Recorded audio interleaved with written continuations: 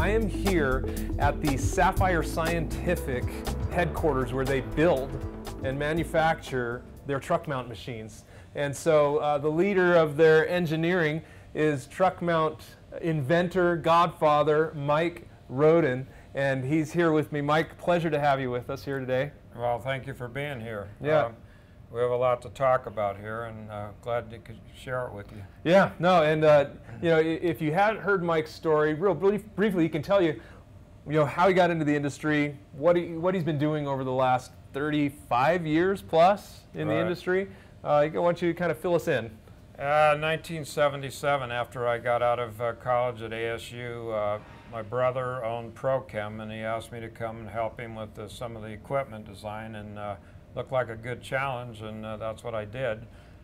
So over the past 36 years, I've been involved in developing these truck mounts, and at ProChem, and then here at Sapphire. About 6 years ago, I moved over here after we sold ProChem, and this has been a fun deal because I was able to take all that experience of the past years and any of the mistakes we made, design them out of the equipment and come up with a whole new line of equipment that was fresh and new to the industry, and it's been a fun thing.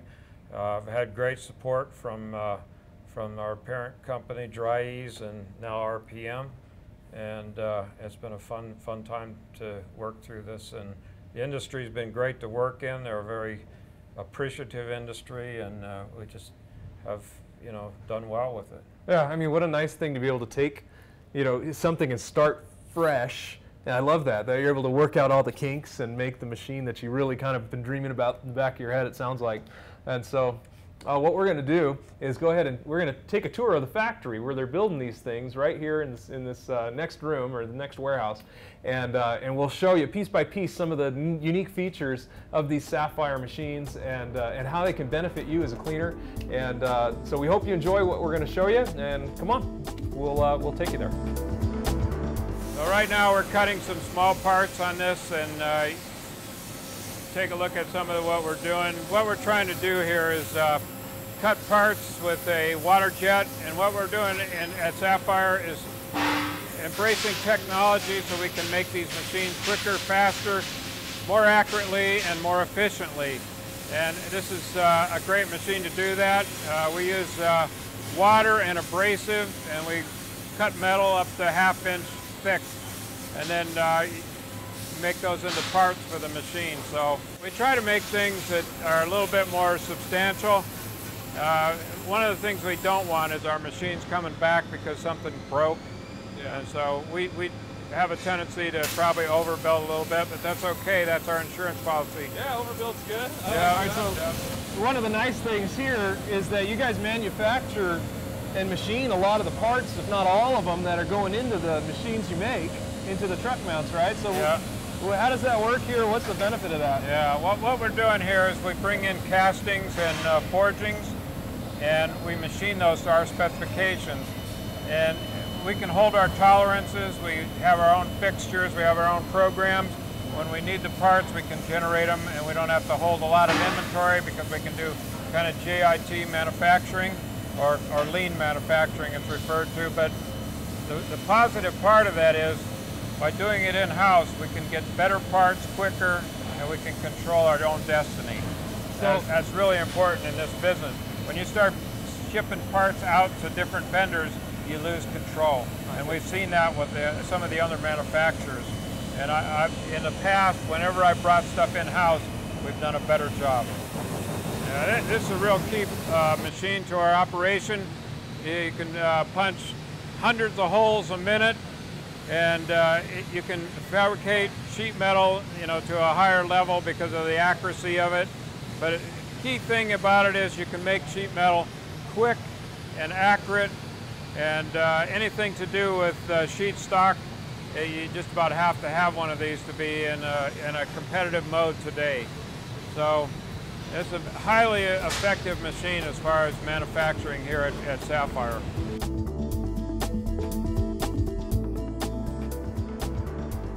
This is a really important piece of technology here that we're talking about. This is how we weld our water boxes. Most stainless steel vessels tend to have a tendency to crack, but what we have is a unique process here that we're vibrating the piece that we're welding at a certain frequency, and that frequency actually anneals the weld puddle. As the material is being put down, that frequency actually spreads it out, and then the weld is no longer crystalline or hard, so it doesn't have a tendency to crack when it gets in a machine where there's vibration. Along with that, we also build a cradle that reduces the vibration in the water box, but this is a key part of our manufacturing, is to have a stainless steel water box with an annealed weld that doesn't crack later on. That's nice. So when you talk about failures of a heat exchanger, is that usually due to the cracking of the welds? The industry's had a long history of stainless steel parts that crack, and this was one of the ways that we came about to solve that, okay? This is the same process that they use in submarines. Oh, wow. If a submarine is welded without, this pulse puddle welding, it'll actually crack the hull. So these welds have to be softened, and the carbon structure has to be moved in a certain way so that it isn't crystalline anymore. Yeah, excellent, man. That's nice. The way the stuff is made is to last, and that's what's important. That's right. So as we continue on with the tour, we're looking at more welding. We're going to look at it looks like a frame of one of the machines. Mike will tell us exactly what the unique characters are of this. Yeah, this is a frame for a 370. We make this out of aluminum, and this is a heliarc welding process, and it's all kind of hand stitched.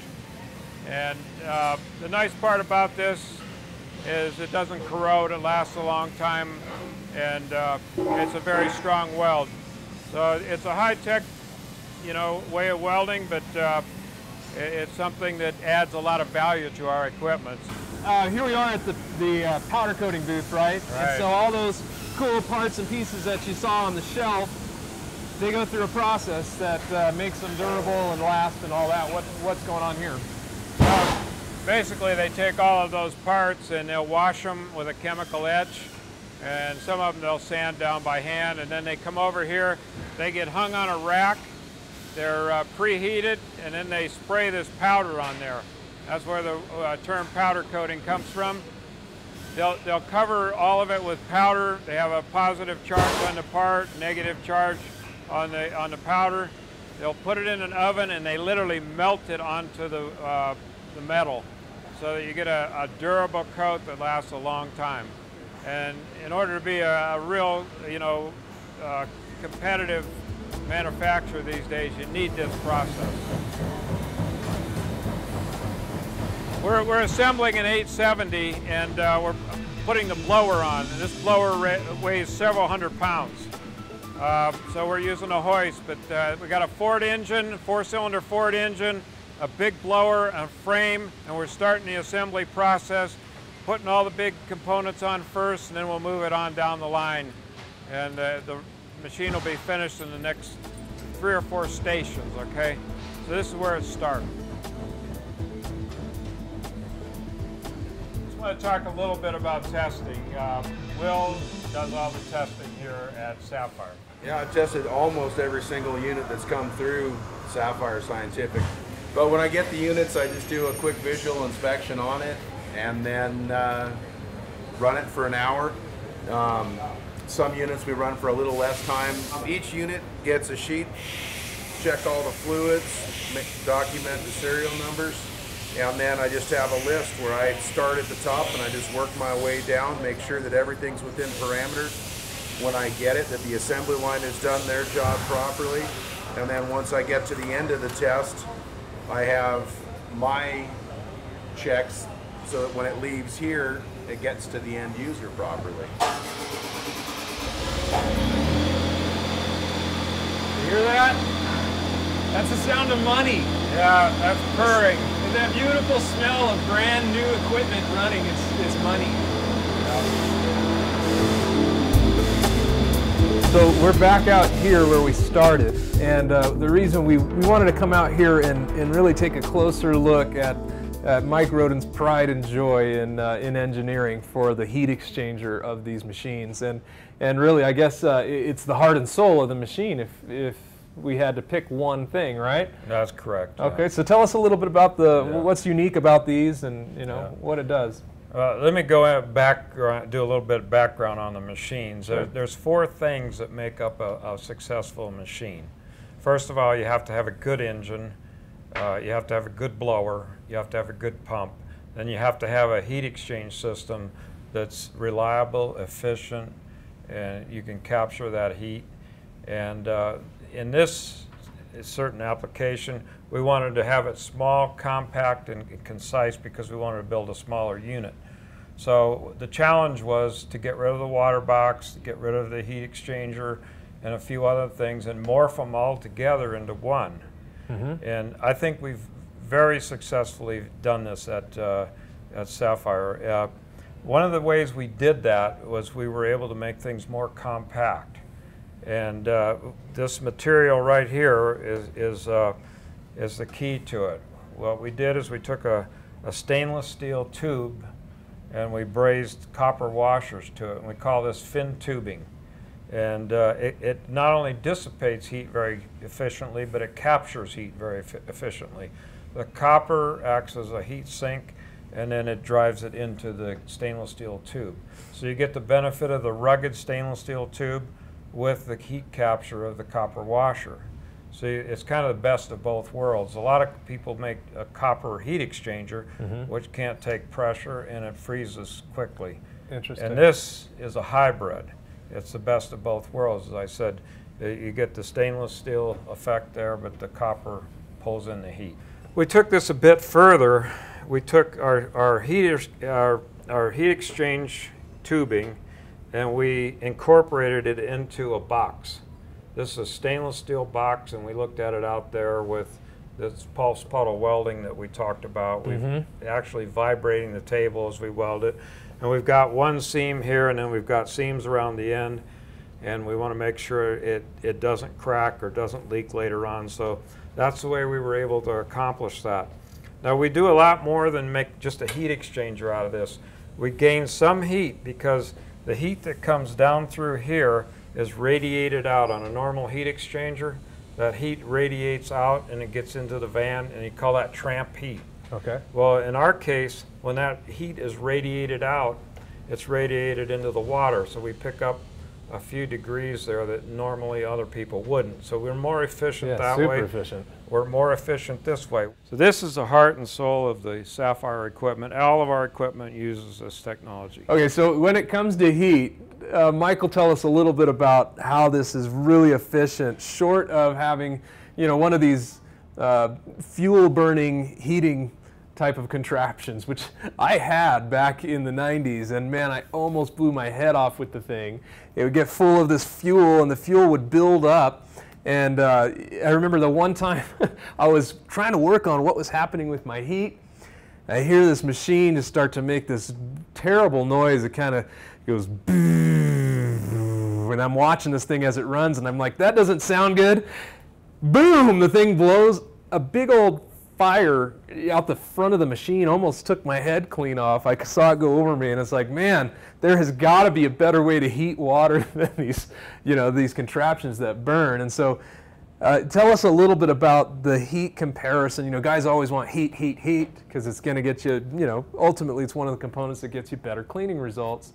How does this compare with the burners, and and obviously it avoids that hazard aspect of it, but how does it compete?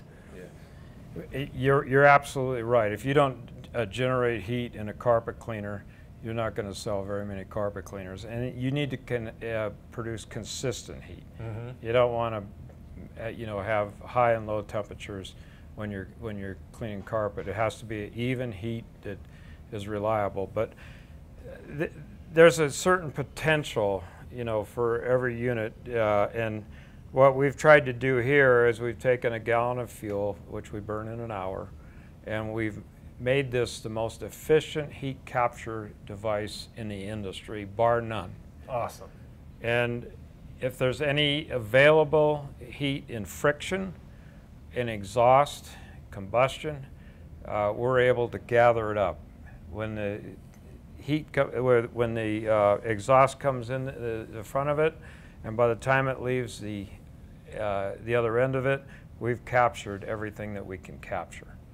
And that's the key right there. Again, here we are at Sapphire Scientific, signing out. We appreciated the tour and the time, Mike. Thank you so much. Oh, you're welcome. And if you want to go check out Sapphire machines, it's sapphirescientific.com. Is that right? Right, yep. And it's got 2 P's in it. We'll show you on the screen. Sapphirescientific.com. And of course, if you're watching this video or listening to this podcast on richcleaner.com or the Rich Cleaner podcast, please let us know what you thought. Give us your comments, your thoughts at richcleaner.com. Go to iTunes and subscribe to Rich Cleaner Podcast. And until then, we look forward to the next podcast and talking to you soon.